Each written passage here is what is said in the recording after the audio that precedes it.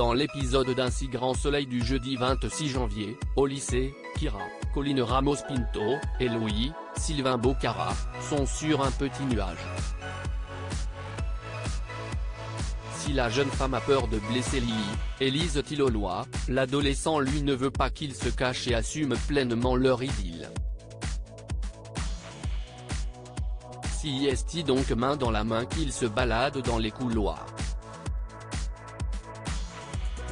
Thaïs, Lila Guerreau, et Robin, Lucas Ivoula, sont ravis de voir leurs amis ainsi.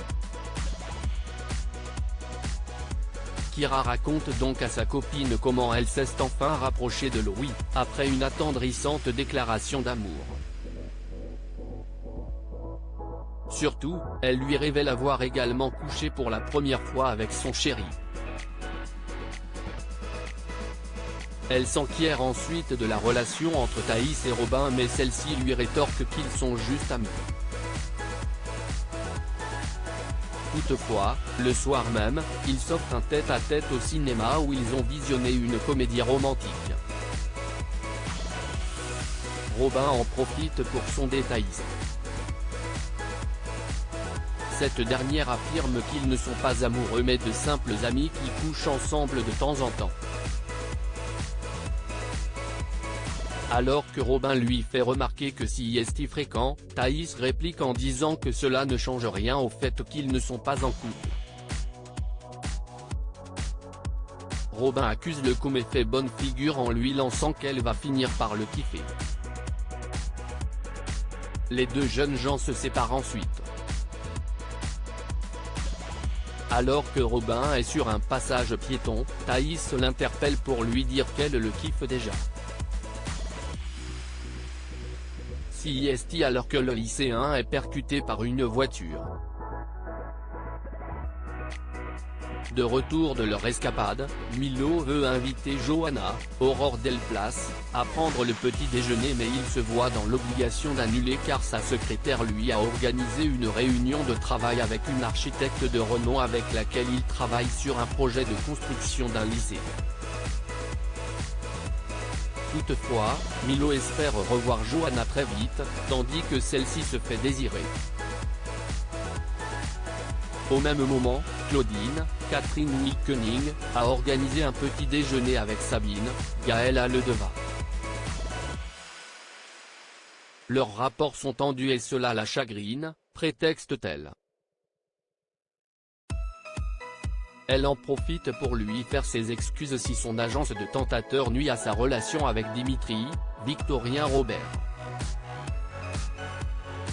Mais le véritable motif de cette rencontre est le fait qu'elle ait parlé à Johanna de son ancienne associée. Si elle lui en a un peu voulu, elle comprend que sa fille a souhaité protéger son amie, d'autant que Claudine se revendique impitoyable dans le travail. Un mea culpa qui étonne et déstabilise Sabine.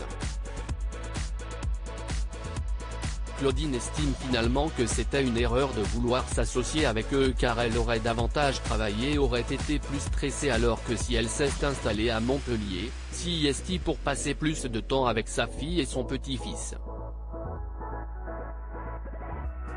Mais Sabine connaît sa mère et pense que si est mauvais signe lorsqu'elle est trop gentille. À son arrivée au cabinet, celle-ci bavarde avec Johanna. Elle remarque le sourire de cette dernière à la réception d'un SMS. Claudine pense donc qu'elle a remis le couvert avec Yann, Constantin Balzan, mais Johanna lui avoue qu'elle débute une relation avec Milo qu'elle trouve charmant et attentionné. Il l'a même invitée à une escapade sur son voilier. Claudine accuse difficilement le coup et l'interrompt pour qu'elle se mette au travail. Hélène va-t-elle tromper Victor? La galerie d'Alix, Nadia Fossier, est devenue incontournable grâce à la découverte de toiles inédites de Brenna. Celles-ci sont en réalité des faux peintes par Ulysse. De peur qu'il se fasse repérer, Alix souhaite d'ailleurs qu'il trouve une autre idée tout aussi rentable.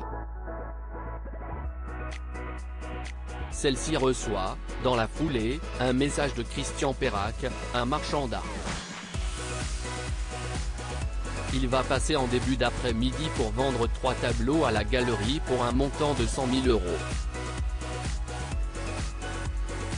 Alix ayant remarqué que ce dernier était sous le charme d'Hélène, Sophie Letellier, elle suggère à sa collaboratrice de l'accueillir, ce qu'elle fait avec une joie non dissimulée.